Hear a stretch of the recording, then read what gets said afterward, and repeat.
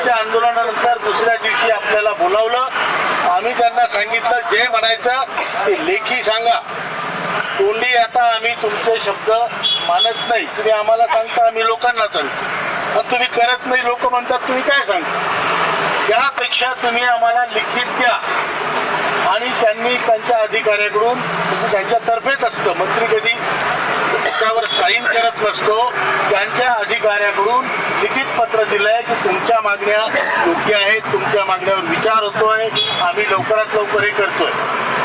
आता या गोष्टीला जवळपास 1 महिना होत आहे. आपण 1 महिना त्यांना वेळ दिला. 1 महिन्याच्या आत आपलं काम झालं नाही म्हणून आपण त्यांना नोटीस दिली.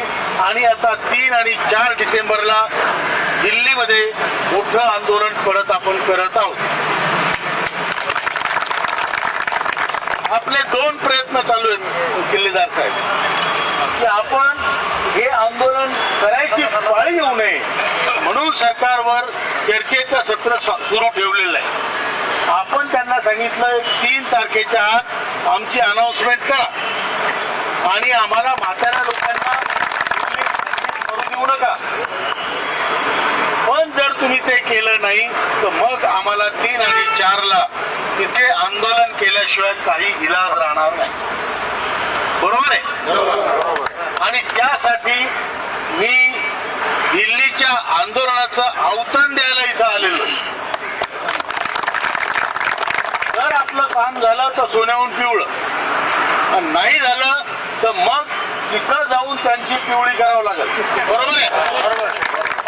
आणि त्यासाठी मी कोल्हापूरकरांना मला जिल्हा म्हणतो की जास्तीत जास्त संख्येत लोकांनी तिथे यावं आणि हे आंदोलन करायची पाळी जर आलीच तर ते यशस्वी करणं आपलं काम राहील. 3 आणि 4 डिसेंबर ईश्वर करो त्या अगोदरच आपली अनाउन्समेंट हो असे आपले प्रयत्न आहेत. आणि आता हे आजपासून कोल्हापुरात आता हा नारळ फोडला. आता संपूर्ण भारतामध्ये EPFOच्या ऑफिसवर, कलेक्टरच्या ऑफिसवर असेच मोर्चे जातील, मोठे मोर्चे जातील. जेवढे जिथं शक्य आहे तेवढे लोक जातील. आणि म्हणून मी म्हटलं अंबाबाईच्या नावानं पहिला नारळ इथंच फोडायचा आणि ती अंबाबाई आपल्याला पाहो आणि आपलं काम लवकरात लवकर हो अशी त्या देवीच्या चरणी मी प्रार्थना करतो संघटनेतर्फे. आणि आपल्या सर्वांनी इथे जमल्याबद्दल मी तुमचे आभार मानतो, उपकार मानतो. आता माझा दौरा असा आहे, मी बारामतीहून सकाळी निघालो. मी चालक मालक आहे.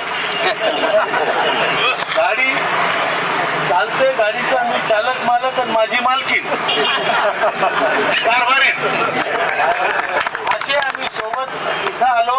आता इथून ही मीटिंग मला 12 वाजता सोडावंच लागणार आहे. म्हणजे मी 4 वाजता हुबळीला पोहोचीन आणि हुबळीमध्येही असाच मोठा मेळावा आहे. त्याच्यानंतर दुसरा मेळावा उद्या किंवा परवा कारवारला आहे. त्याच्यानंतर बिजापूरला आहे. मी हे पूर्ण चक्कर मारून सगळे मेळावे करून चाललोय. बाकी नेत्यांना बाकी कामं दिलेली. मी म्हटलं सोबत कोण घेऊन जायचं तर आपल्यावर अंकुश ठेवणारा कोणता आपली बाईक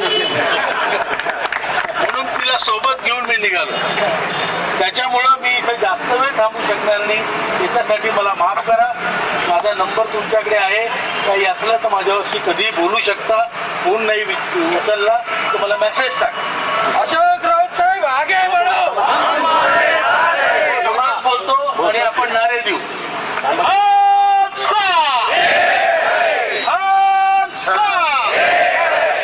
EPFO मुर्दाबाद, EPFO मुर्दाबाद. असा कसा देत नाही, असा कसा देत नाही. आणि याबरोबरच मी माझे 2 शब्द संपवतो आणि माझी जायची तयारी करतो. मला माफ करा.